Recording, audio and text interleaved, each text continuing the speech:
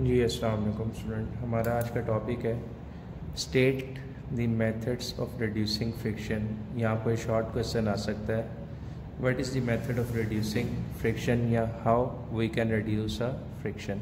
कि फ्रिक्शन जिसको हमने डिस्कस किया है, जो अपोजिंग फोर्स है मोशन की, हम उसको रिड्यूस कैसे कर सकते हैं। तो फ्रिक्शन को रिड्यूस करने का जो पहला मेथड है हमारे पास वो ये है कि making the sliding surface smooth by polish. For example आपने अक्सर देखा होगा कि अगर किसी सड़क के ऊपर या इवन किसी रोड के ऊपर और कोई टाइल्स हो, घर की फर्श हो, उसके ऊपर अगर ऑयल गिरा हो तो ऑयल गिरा हो तो क्या होता है, वहाँ पे स्लिपरी ज़्यादा हो जाती है, स्लिपिंग ज़्यादा हो जाती है। इसका मतलब ये है कि वहाँ पे फ्रिक्शन जो है आपके और रोड के दरमियान वो क्या हो चुकी है, कम हो चुकी है। तो making the sliding surface smooth by polish या ऑयलिंग भी कह सकते हैं कि ऑयल अगर गिर जाए या पॉलिश उसको किया हो, स्मूथ किया हो सरफेस को, तो फ्रिक्शन क्या हो जाती है, रिड्यूस हो जाती है।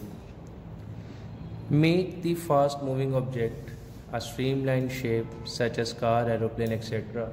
फॉर एग्जाम्पल आप 40 की स्पीड पे गाड़ी पे जा रहे हो, आप मोड़ आसानी से काट लोगे, लेकिन अगर उसकी निस्बत आप 40 की जगह 100 की स्पीड पे जा रहे हो तो मोड़ काटना मुश्किल हो जाएगा। उसकी रीज़न ये है कि 100 की स्पीड पे मोड़ काटोगे तो टायर और रोड के दरमियान में फ्रिक्शन आपके पास क्या होगी, कम होगी, और अगर फ्रिक्शन कम होगी तो उसका नतीजा ये निकलेगा कि आपका एक्सीडेंट भी हो सकता है। तो इन शॉर्ट आप ये कह सकते हो कि जब ऑब्जेक्ट को फास्टली मूव करवाया जाता है तो वहाँ फ्रिक्शन क्या हो जाती है, कम हो जाती है।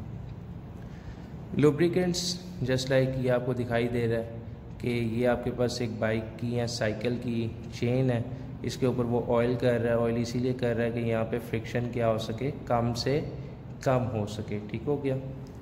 अगर फ्रिक्शन ज़्यादा होगी तो चेन टूटने का भी खदशा होता है। उसके इसमें एग्जांपल्स में लिखा है lubricants are oil for moving parts in engine.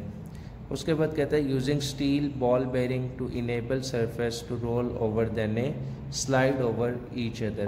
क्योंकि रोलिंग फ्रिक्शन जो है वो लेस होती है किससे, स्लाइडिंग फ्रिक्शन से। तो इसका मतलब ये है कि जब ऑब्जेक्ट्स को आप सर्कुलर शेप के अंदर घुमाओगे, रोल करोगे, तो वहाँ भी फ्रिक्शन क्या होगी, कम होगी आपके पास। उसके बाद आते हैं हम सेंट्रीपिटल फोर्स के ऊपर।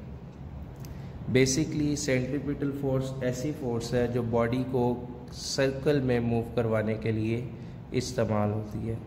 इसलिए क्या कहा मैंने, a force that keep a body to move in a circle. की ऐसी फोर्स जो बॉडी पर लगे और बॉडी किस में मूव कर रही हो, सर्कुलर पाथ में कर रही हो, तो वो फोर्स क्या कहलाती है, सेंट्रीपिटल फोर्स कहलाती है। फॉर एग्जांपल आपके पास एक स्ट्रिंग है, रस्सी है, आपने उसको तक स्टोन मैच को बांध दिया, बांधने के बाद अपने हाथ से इस तरह उसको घुमाना शुरू किया, वो घूम रहा है, तो हाथ से आपके जो फोर्स लग रही है जिसकी वजह से वो रोटेट कर रहा है सर्कुलर पाथ पे वो स्टोन, वो फोर्स क्या आपके पास, सेंट्रीपिटल फोर्स है। ठीक है, एक्सप्लेनेशन इसकी लिखी हुई है यहाँ पे, एक्सप्लेनेशन को आपने यहाँ से रीड आउट कर लेना है। उसके बाद कहता है जी फार्मूले में आता है let a body of mass M move with a uniform speed velocity. वो जो स्टोन है जिसका मैस एम है वो एक वी वेलोसिटी से सर्कल में मूव कर रहा है और सर्कल का रेडियस आर है। तो एक्सेलरेशन जो सर्कल में मूव कर रहा है, तो जाहिर सी बात है एक्सेलरेशन तो होगा वहाँ पे उसका, वो एक्सेलरेशन हमारे पास क्या कहलाएगा, सेंट्रीपिटल एक्सेलरेशन, जो किसके इक्वल होता है, acceleration centripetal equal to V square over R. और हमें पता है according to the Newton second law force किसके इक्वल होती है, एम ए के। तो एक्सेलरेशन यहाँ पे सी हो गया, एक्सेलरेशन क्या था, वी स्क्वायर ओवर आर।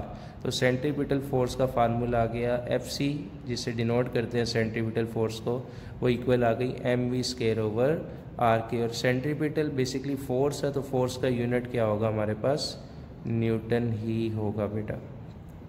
अब सेंट्रीफ्यूगल फोर्स ऐसी फोर्स होती है जो बॉडी को सर्कुलर पाथ में मूव करने से रोकती है, जो बॉडी को सर्कुलर पाथ में मूव नहीं करने देना चाह रही होती है कि बॉडी मूव अवे हो जाए फ्रॉम ए सर्कुलर पाथ, उसको हम क्या नाम देते हैं, सेंट्रीफ्यूगल फोर्स का नाम देते हैं। फार्मूला सेम है, सिर्फ रिप्रेजेंटेशन है कि एफ सी की जगह एफ आर से इसको हम क्या करेंगे, डिनोट कर देंगे। ठीक हो गया। यूनिट अगेन फोर्स है, तो तो यूनिट क्या होगा, न्यूटन ही होगा।